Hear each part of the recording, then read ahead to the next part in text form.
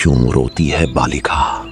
तेरे आंसू बेकार हैं। अगर तू चाहे तो मैं तेरा दुख खत्म कर सकता हूं, पर उसके बदले तुझे मुझे अपनी सुंदरता और अपनी उम्र देनी होगी। मुझे अपनी शक्तियों को सिद्ध करने के लिए तुम कौन हो? मैं अपनी उम्र और सुंदरता तुम्हें कभी नहीं दूंगी। अपनी काली शक्तियों को हासिल करने के लिए तुम किसी की जिंदगी कैसे मांग सकते हो? चले जाओ यहाँ से, चले जाओ।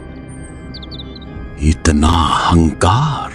तूने मेरी शक्ति का अपमान किया है। ठीक है, अगर तूने इनकार किया है तो अब तू पत्थर बन जा। एक ऐसा विचित्र पत्थर जिसे जो जिस आकार में ढालेगा वो उसी में ढल जाएगा। तेरी अपनी कोई पहचान नहीं होगी। तांत्रिक अपने हाथ में ली हुई राख माहिरा की ओर फेंकता है और कुछ मंत्र बुदबुदाता है। नहीं, मुझे माफ कर दो मुझे। देखते ही देखते माहिरा पत्थर में तब्दील हो जाती है। कुछ समय पहले कसौनीपुर गांव में मदन नाम का एक कुम्हार अपने बूढ़े माता पिता और छोटी बहन राधिका के साथ रहता था। दिन रात कड़ी मेहनत करने के बाद भी उसके घर की स्थिति नहीं सुधर पा रही थी और कर्ज का बोझ बढ़ता ही जा रहा था। एक दिन वो जंगल से मिट्टी लेकर लौट रहा था। हे भगवान, मैं क्या करूं? इतनी मेहनत के बाद भी मैं घर का गुजारा ढंग से नहीं कर पा रहा हूं। मैं कैसा नालायक बेटा हूं जो अपने माता पिता को सुख नहीं दे पा रहा और ना ही अपनी बहन के लिए कुछ कर पा रहा हूं। मदन मिट्टी लेकर गांव की ओर बढ़ रहा होता है। तभी रास्ते में दो गांव वाले उसे देखकर उसका मजाक उड़ाने लगते हैं। अरे ओ मदन, देख रहा हूं तू रोज ढेर सारी मिट्टी लेकर जाता है, पर तुझसे ढंग के बर्तन तक नहीं बनते। हाँ भाई, जो थोड़े बहुत बर्तन बिकते भी हैं उसका पैसा तो कर्ज चुकाने में चला जाता है। लगता है अपनी जवान बहन को घर में ही बिठा कर रखेगा। खुद तो ठीक से खाता नहीं और बूढ़े माँ बाप को भी भूखा रखता है। सच कहा। मदन उनकी बातों को अनसुना कर देता है और भारी मन से घर पहुंचकर मिट्टी रखता है। तभी वहां सूदखोर बलराम आ धमकता है। अरे ओ मदन, मेरा कर्ज कब चुकाएगा? बहुत वक्त बीत गया। तूने मुझसे पूरे 15 सिक्के उधार लिए थे और अभी तक एक सिक्का भी वापस नहीं किया है। चिंता मत करिए सेठ जी, मैं बहुत जल्दी आपके सिक्के चुका दूंगा। आप तो जानते हैं कि आजकल बर्तन ज्यादा नहीं बिक रहे, इसीलिए इंतजाम नहीं हो पा रहा है। देख, मैं तुझे कुछ ही दिनों का वक्त दे रहा हूं। अगर सिक्के नहीं मिले तो फिर देख लेना मैं क्या करता हूं। फिर बलराम वहां से निकल जाता है। नदी के किनारे से गुजरते समय उसकी नजर राधिका पर पड़ती है। राधिका की सादगी और खूबसूरती देखकर बलराम वहीं ठिठक जाता है। इतनी सुंदर लड़की हमारे गांव में और मुझे पता तक नहीं चला। इससे तो मेरी पत्नी होना चाहिए। देखता हूं ये किसके घर जाती है। राधिका कपड़े धोकर घर पहुंचती है, जहां मदन मिट्टी के बर्तन बना रहा था। बलराम छिपकर सब देख रहा था। भैया, मैंने सारे कपड़े धो लिए हैं। लाइए, अब बर्तन बनाने में मैं भी आपकी मदद कर देती हूँ। नहीं बहन, तू आराम कर, मैं खुद ही बना लूंगा। ये सुनकर बलराम मुस्कुराते हुए बाहर आता है और मदन के पास खड़ा हो जाता है। सुन मदन, तू मेरा कर्ज तो चुका नहीं पाएगा और ना ही तेरी हालत सुधरने वाली है। तो मैं सोच रहा हूं कि क्यों ना तू अपनी बहन का विवाह मुझसे कर दे। मैं इसे बहुत खुश रखूंगा और कभी किसी चीज की कमी भी नहीं होने दूंगा। ये आप कैसी बातें कर रहे हैं? मेरी बहन अभी सिर्फ 20 साल की है और आपकी उम्र 45 साल की है। ये विवाह कभी नहीं हो सकता। अच्छा, तो एक दो कौड़ी का कुम्हार होकर तू मुझे ठुकरा रहा है? अब देख, अगर तूने अपनी बहन का विवाह मुझसे नहीं किया तो तू अपने परिवार के साथ इस गांव में नहीं रह पाएगा। निकल जा यहां से। ऐसा मत कीजिए सेठ जी, मैं अपनी बहन और बूढ़े माँ बाप को लेकर इस वक्त कहाँ जाऊंगा? हम बेघर हो जाएंगे। शोर सुनकर घर के अंदर से मदन के पिता अशोक और माँ अनुराधा बाहर आ जाती हैं। अनुराधा घबराकर बलराम के पास खड़ी हो जाती हैं। बेटा बेटा ऐसा मत करो, हमें इस घर से मत निकालो। हम इस उम्र में कहाँ भटकेंगे बेटा। मुझे नहीं पता तुम लोग कहां जाओगे। अगर यहां रहना है तो अपनी बेटी का विवाह मुझसे करना ही पड़ेगा। नहीं, कुछ भी हो जाए, हम अपनी फूल जैसी बेटी का विवाह तुमसे नहीं करवा सकते। तो फिर निकल जाओ यहां से। आज के बाद तुम चारों में से कोई भी मुझे इस गांव में और इस घर में नहीं दिखना चाहिए। अगर वापस आए तो अंजाम बहुत बुरा होगा। ठीक है, अगर यही एक रास्ता है तो हम चले जाएंगे। मैं अपने परिवार को लेकर बहुत दूर चला। फिर मदन अपने माता पिता और राधिका को लेकर गांव से निकल पड़ता है। वो कई जगह मदद और काम मांगता है पर कोई उसकी मदद नहीं करता। अंत में थक हार कर वे घने जंगल में पहुंच जाते हैं। बेटा अब हम क्या करेंगे? जंगल में हम कैसे रहेंगे? मुझे तो कुछ भी समझ नहीं आ रहा। माँ चिंता मत करो, कोई ना कोई इंतजाम हो ही जाएगा। चलिए आगे चलते हैं। भैया हम कब तक ऐसे ही भटकते रहेंगे? हमें कुछ ना कुछ तो सोचना ही होगा। क्यों ना हम यहीं जंगल में झोपड़ी डाल लें? आपको कुम्हारी का काम तो आता ही है। आप बर्तन बनाना और हम उसे बाजार में बेचेंगे। पर बहन, बर्तन बनाने के लिए चाक, सांचा और मिट्टी कहाँ से आएगी? हमारे पास तो एक सिक्का भी नहीं है बचा। फिर राधिका परेशान होकर घने जंगलों में चली जाती है और कुछ ही देर में मिट्टी खोद कर ले आती है।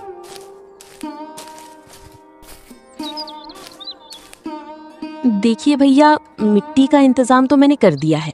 मैं अभी जंगल से खोद कर लाई हूँ और मेरे पास एक आना बचा है जिससे हम बाजार से एक सांचा ले आएंगे।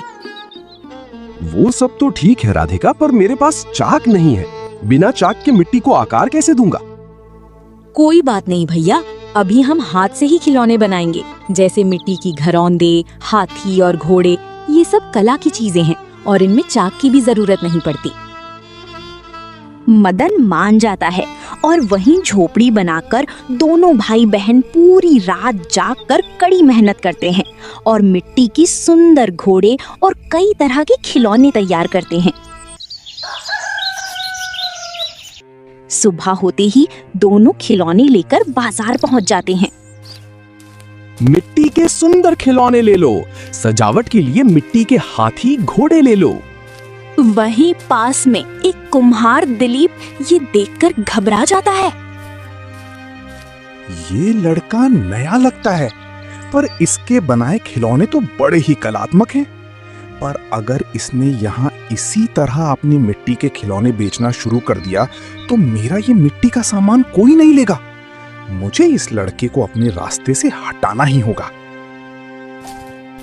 इतना कहकर दिलीप गुस्से में मदन के पास जाता है और चिल्लाकर कहता है, ओए, तू कौन है और यहाँ क्या कर रहा है? चुपचाप अपने ये सारे खिलौने लेकर यहाँ से चला जा। यहाँ दोबारा मत दिखना। देखो भाई, हम लोग यहाँ नए हैं। हम बस यहाँ अपने बनाए खिलौने बेचना चाहते हैं। हम किसी से लड़ाई झगड़ा नहीं करना चाहते। तू यहाँ नहीं रह सकता। फिर दिलीप आव देखा ना ताव मदन के बनाए हुए सारे मिट्टी के खिलौने और हाथी घोड़े अपने पैरों से कुचल कर तोड़ देता है। चले जाओ यहाँ से, नहीं तो इससे भी बुरा अंजाम हो जाएगा। भैया भैया चलिए, हम यहाँ से चलते हैं। हम यहाँ मेहनत से पैसे कमाने आए थे, किसी से लड़ाई झगड़ा करने नहीं। ठीक है बहन, चलो चलते हैं। फिर दोनों भाई बहन वहां से भारी मन और उदासी के साथ जाने लगते हैं। दिलीप उन्हें जाते देख पीछे से हंसता है। आया था मेरा धंधा चौपट करने वाला, अरे यहाँ सिर्फ मैं ही कुम्हार हूँ और मेरी ही मिट्टी के बर्तन बिकेंगे। मेरे सिवा और किसी का काम यहाँ नहीं चलेगा। वहीं दूसरी तरफ दोनों भाई बहन परेशान होकर अपनी झोपड़ी के बाहर आकर बैठ जाते हैं। राधिका की आंखों से आंसू छलक पड़ते हैं। मुझे माफ कर दीजिए भैया, मुझे माफ कर दीजिए। हम लोगों ने इतनी मेहनत की, लेकिन फिर भी बाजार में जाकर कुछ भी हासिल नहीं हो पाया। सब बर्बाद हो गया भैया। बहन, हिम्मत मत हारो। देखो, हमने अच्छा ही सोचा था, पर अब अगर ये लोग हमें पसंद नहीं कर रहे हैं तो इसमें तुम्हारी कोई गलती नहीं है। हमें कोई दूसरा जुगाड़ करना पड़ेगा। तुम उदास मत हो, जाओ जाकर आराम करो। मैं देखता हूँ कि आगे क्या कर सकता हूँ। फिर मदन वहां से निकल पड़ता है और घनी जंगलों से होते हुए नदी के किनारे पहुंच जाता है। मैं क्या करूं, मुझे कुछ समझ में नहीं आ रहा। मेरी बहन ने इतने दिल से ये काम शुरू किया था और उसने कितनी मेहनत भी की थी, लेकिन फिर भी हमें कुछ हासिल नहीं हुआ। अब मैं क्या करूं? तभी अचानक उसकी नजर नदी के पड़े एक पत्थर पर जाती है, जो बहुत ही गहरे काले रंग का था। अरे, ये तो महाकृष्ण शिला पत्थर है। ये पत्थर तो बहुत ही मुश्किल से मिलता है। चलो, इसे ही घर ले जाकर चाक का आकार दे देता हूँ, ताकि इससे अच्छे खासे बर्तन बनने लगेंगे। जैसे ही मदन उस पत्थर को उठाता है, अचानक उसे किसी के रोने की धीमी आवाज सुनाई देती है। अरे, ये अजीब सी रोने की आवाज कहाँ से आ रही है? लगता है ये मेरा कोई भ्रम है। चलो, मुझे इसे लेकर घर जाना चाहिए। मदन उस पत्थर को अपनी झोपड़ी में ले आता है।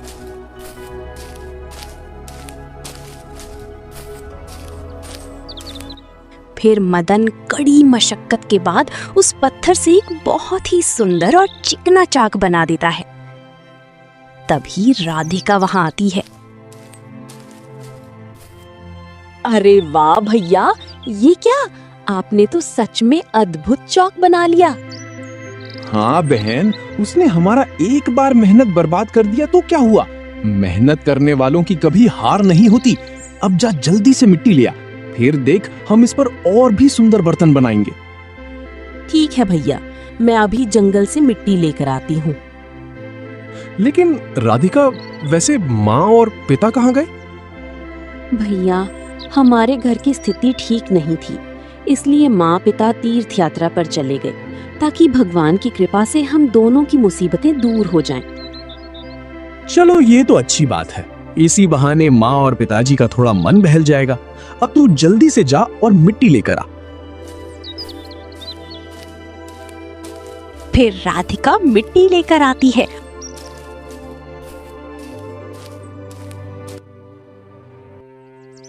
और फिर दोनों भाई बहन उस नई चाक पर कड़ी मेहनत करके बहुत ही सुंदर सुंदर मिट्टी के बर्तन बनाते हैं। ये तो सच में एक अद्भुत चाक है। देखो राधिका, इस पर कितनी आसानी से और कितने सुंदर बर्तन बने। मुझे खुद यकीन नहीं हो रहा कि मैं इतने कम समय में इतने सुंदर बर्तन बना सकता हूँ। भैया, लगता है हमारी मेहनत अब रंग ला रही है। चलिए इस बार गांव में घूम घूम कर इन्हें बेचते हैं, शायद हमें अच्छे पैसे मिल जाए। हाँ, क्यों नहीं? फिर मदन उन सारे मिट्टी के बर्तनों को एक टोकरी में रख लेता है और उसे सर पर उठाकर सुबह से लेकर शाम तक पूरे गांव में घूमकर बेचता है।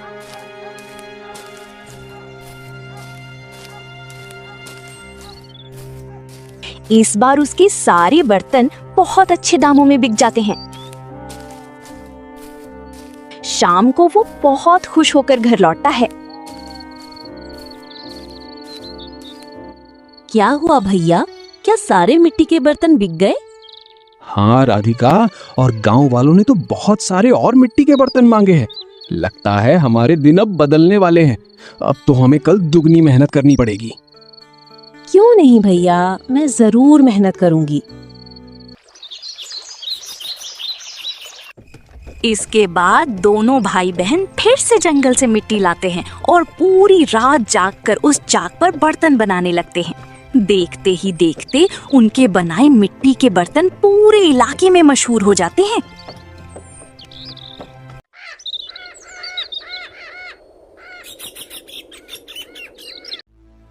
तभी एक दिन जब मदन उस चाक पर मिट्टी रखकर उसे घुमा रहा होता है, तभी अचानक उस चाक के अंदर से एक लड़की की कराहने वाली आवाज आती है।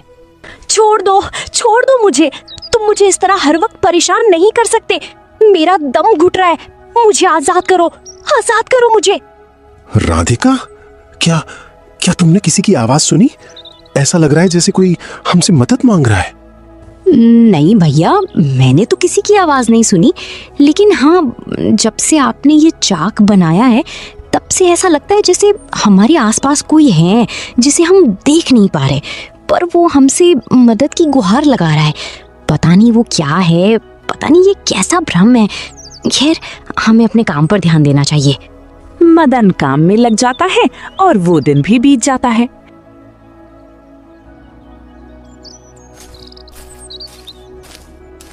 अगली सुबह जब मदन मिट्टी के बर्तन बेचकर लौट रहा था तो उसे रास्ते में एक और पत्थर दिखाई देता है। चलो ये पत्थर भी ले लेता हूँ, इससे एक और चाक बना दूंगा, फिर दोनों चाक पर बर्तन बनेंगे। वैसे भी वो पहला चाक इस्तेमाल करते करते थोड़ा घिसकर पतला होता जा रहा है। फिर मदन उस पत्थर को घर लाकर एक और चाक बना देता है। चलो आज इस नए चाक पर बर्तन बनाकर देखता हूँ। लेकिन जैसे ही वो नए चाक पर मिट्टी रखता है, बर्तन बहुत ही साधारण बनते हैं। उनमें वो चमक और सुंदरता नहीं थी। ये क्या? उस पहले चाक पर तो अद्भुत बर्तन बनते थे, पर इस नए चाक पर बर्तन इतने साधारण क्यों हैं? वो फिर से पुरानी चाक पर बर्तन बनाता है तो वे फिर से बेमिसाल सुंदर बनते हैं। अब मुझे यकीन हो गया है कि ये कोई साधारण चौक नहीं है, बल्कि जादुई चौक है। पर ये कैसे हो सकता है? खैर, जो भी हो, मुझे तो फायदा ही हो रहा है। मदन उस बात को नजरअंदाज कर देता है। धीरे धीरे वक्त बीतता है, उसकी आमदनी बढ़ती है और वो अपने लिए एक पक्का मकान बनवा लेता है। अब उसके पास धन दौलत की कोई कमी नहीं थी, लेकिन उसका सुख चैन छीन जाता है। जब से मैंने उस चाक पर काम शुरू किया, मुझे धन और प्रसिद्धि तो मिली, पर मेरा सुख चैन क्यों खो गया है? ऐसा लगता है जैसे किसी की बद्दुआ लग गई हो। मुझे गुरुदेव के पास जाना होगा। फिर मदन भागते हुए घने जंगलों में साधु महाराज की कुटिया पर पहुंचता है। कहो बेटा, कैसे आना हुआ? महाराज, आप तो अंतर्यामी हैं। जब से मेरी आर्थिक स्थिति ठीक हुई है और मैंने धन कमाना शुरू किया है, तब से मेरा चैन खो गया है। आखिर ऐसा क्यों? बेटा, जिस चाक का तू इस्तेमाल कर रहा है ना, वो कोई साधारण चाक नहीं है। वो एक रहस्यमयी चाक है, और जो आवाजें तुझे सुनाई देती हैं, वो उसी का रहस्य है। अब जा और उसका सच पता कर। पर महाराज, मैं इसका पता कैसे लगाऊं? इसके लिए तुझे शमशान लोक जाना होगा। वहां जो काली भस्म है, उसे लाकर उस चाक पर डालना होगा, तभी सच सामने आएगा। ठीक है महाराज, अगर यही तरीका है तो मैं शमशान लोक जरूर जाऊंगा। फिर मदन वहां से निकल पड़ता है। तभी रास्ते में उसे एक अजीब सा भिखारी मिलता है। रुक जाओ युवक, लौट जाओ, इससे आगे मत बढ़ो। शमशान लोक बहुत डरावना है। नहीं, मुझे आगे जाना ही होगा। मेरा सच वहीं छिपा है। जो भी वहां गया है आज तक लौट कर नहीं आया। लौट जाओ। भिखारी की बात अनसुनी कर मदन शमशान लोक पहुंच जाता है। तभी वहां एक भारी और गूंजती हुई आवाज आती है। ठहर जा, तू इसके अंदर नहीं जा सकता। शमशान लोक में प्रवेश करने के लिए तुझे मेरे एक प्रश्न का उत्तर देना होगा। मैं तैयार हूं, पूछिए क्या प्रश्न है। वो कौन सी चीज है जो गरीब के पास तो बहुत होती है पर वो उसे छोड़ना चाहता है, और अमीर उसे पाने के लिए अपनों को भी त्याग देता है, अपनों को भी धोखा दे देता है, पर अंत में दोनों के हाथ केवल राख ही आती है। वो चीज माया और अहंकार है। गरीबी में इंसान अभाव से लड़ता है और अमीरी में इंसान और पाने के लालच में अपनों को धोखा देता है।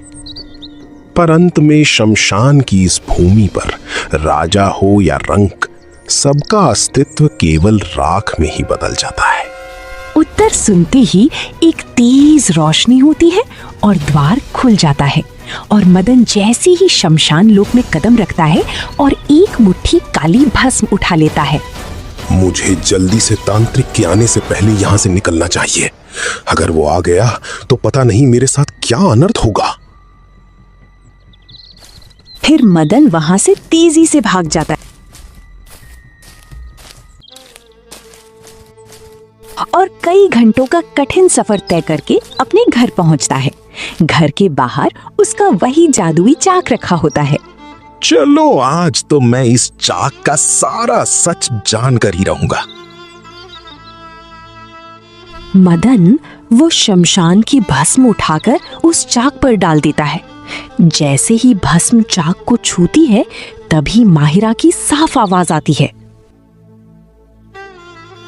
हाँ, आखिर तुमने मेरी तकलीफ समझी। तुमने शमशान की भस्म डालकर मुझे बोलने की शक्ति दी है। ये क्या? तुम तो सच में बोल रही हो। आखिर तुम कौन हो और तुम्हारी ये दशा कैसे हुई भला? तुम इस चाक के रूप में क्यों कैद हो?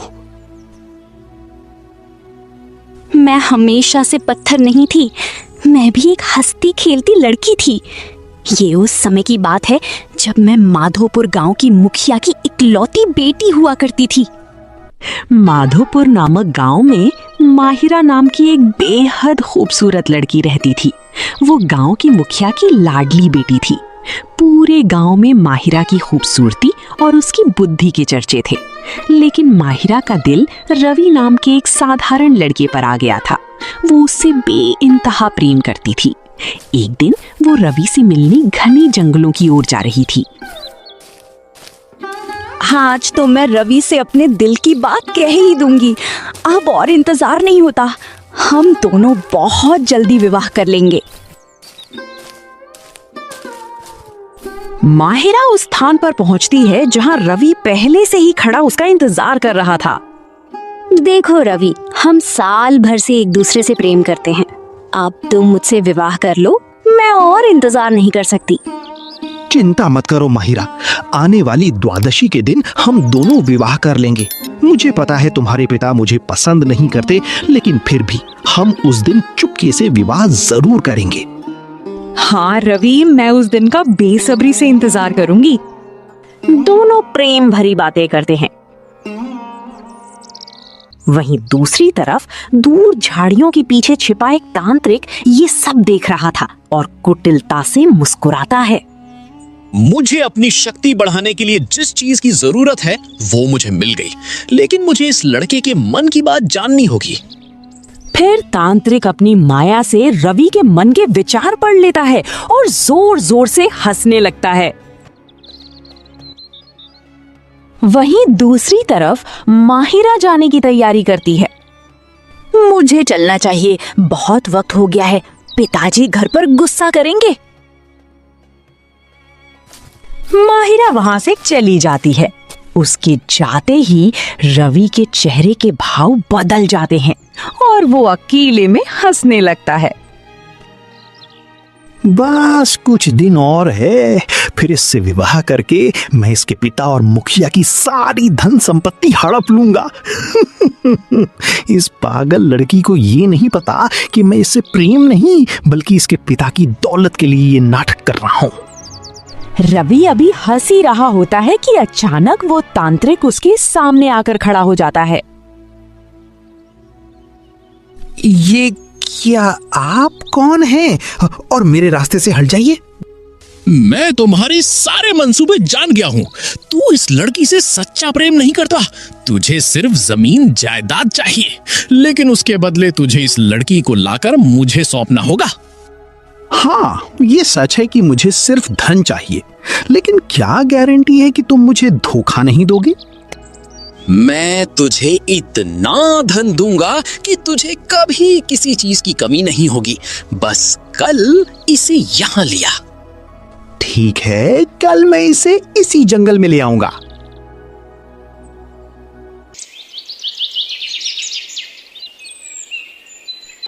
अगली सुबह रवि अपनी मीठी छुपी बातों में फंसाकर माहिरा को नदी किनारे ले आता है।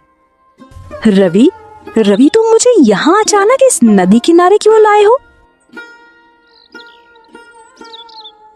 तभी झाड़ियों के पीछे से वो भयानक तांत्रिक बाहर आता है। शाबाश, तूने अपना काम कर दिखाया। अब इस लड़की से तेरा कोई वास्ता नहीं। तुझे तेरा धन और मुखिया की संपत्ति मिल जाएगी। रवि, ये तुम क्या कह रहे हो? हम तो विवाह करने वाले थे। तुम मुझे इस तरह इस तांत्रिक के सामने छोड़कर नहीं जा सकते। मैं को बस तुम्हारे साथ प्रेम का नाटक कर रहा था। माहिरा, तुमसे मेरा कोई वास्ता नहीं है। मुझे मेरी मंजिल मिल गई है, अब मैं चलता हूँ। रवि वहां से चला जाता है और माहिरा उस तांत्रिक के सामने अकेली रह जाती है।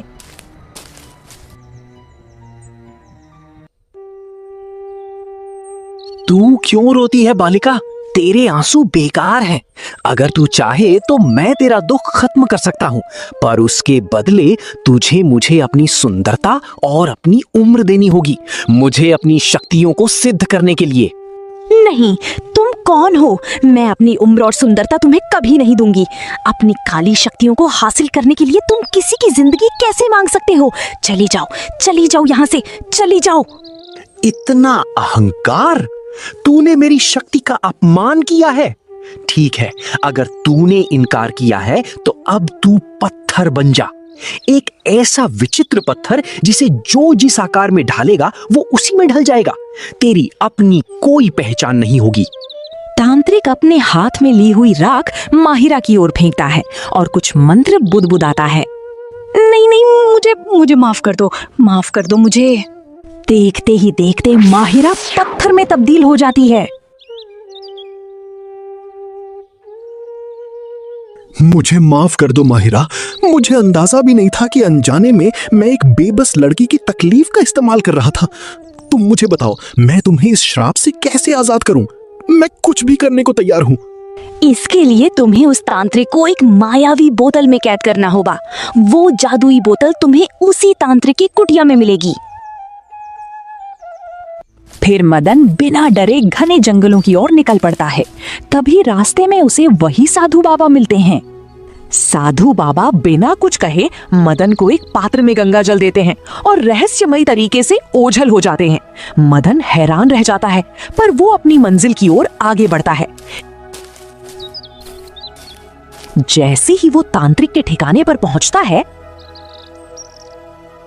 मामूली इंसान, तू यहाँ क्यों आया है? तभी मदन फुर्ती से वो गंगाजल तांत्रिक पर छिड़क देता है। गंगाजल के स्पर्श से तांत्रिक की काली शक्तियां बेअसर हो जाती हैं और वो धुएं के गुब्बार में बदलने लगता है। मदन तुरंत सामने रखी मायावी बोतल उठाता है और तांत्रिक को उसमें कैद कर लेता है। वो बोतल लेकर वापस चाक के पास पहुंचता है। मदन, तुमने वो कर दिखाया जो कोई नहीं कर सका। मैं एक जादुई चाक हूँ। मैं तुम्हें एक मौका देती हूँ। तुम चाहो तो मुझसे कोई भी एक बड़ा वरदान मांग सकते हो, जिससे तुम दुनिया के सबसे अमीर इंसान बन जाओगे। लेकिन फिर मैं कभी भी आजाद नहीं हो पाऊंगी। नहीं माहिरा, मुझे ऐसा धन नहीं चाहिए जो किसी की आजादी और खुशियों को छीन कर मिला हो। मुझे तुम बस ये बताओ कि तुम्हें आजाद कैसे करना है। अगर तुम इस मायावी बोतल को उसी पवित्र नदी में बहा दोगे जहाँ मेरा अपमान हुआ था, तो मैं फिर से इंसान बन जाऊंगी। लेकिन याद रखना, मेरे आजाद होते ही तुम्हारी सारी धन दौलत और ये पक्का मकान गायब हो जाएगा। तुम फिर से वही गरीब कुम्हार बन जाओगे। मुझे गरीबी मंजूर है, पर तुम्हारा दुख नहीं। फिर मदन नदी के किनारे जाकर वो बोतल पानी में बहा देता है। अचानक एक तेज रोशनी होती है और वो आलीशान मकान गायब हो जाता है। मदन फिर से अपनी पुरानी झोपड़ी के सामने खड़ा होता है, पर उसके सामने पत्थर का चाक नहीं बल्कि माहिरा खड़ी होती है। तभी मुखिया भागते हुए आता है और अपनी बेटी को गले से लगा लेता है। मदन, तुमने मेरी बेटी की जान बचाई है। साधु महाराज ने मुझे सब बता दिया है। मेरी बेटी के लिए अपना सब कुछ त्याग दिया तुमने। तुम जैसा नेक दिल इंसान मिलना बहुत मुश्किल है। पिताजी, एक प्रेम ने मुझे धोखा दिया और इसने निस्वार्थ होकर मेरी आजादी के लिए सब कुछ गवा दिया। इसीलिए मैं मदन से विवाह करना चाहती हूँ। ये तो खुशी की बात है। मुझे भी ये रिश्ता मंजूर है। फिर कुछ ही दिनों में मुखिया मदन और माहिरा का विवाह कर देता है और दोनों साथ मिलकर खुशी खुशी रहने लगते हैं। इस कहानी से हमें सीख मिलती है कि सच्ची नेकी और निस्वार्थ मदद का फल हमेशा अच्छा मिलता है। लालच, धोखा और स्वार्थ अंत में विनाश का कारण बनते हैं, जबकि सच्चाई और दया इंसान को सम्मान दिलाती है।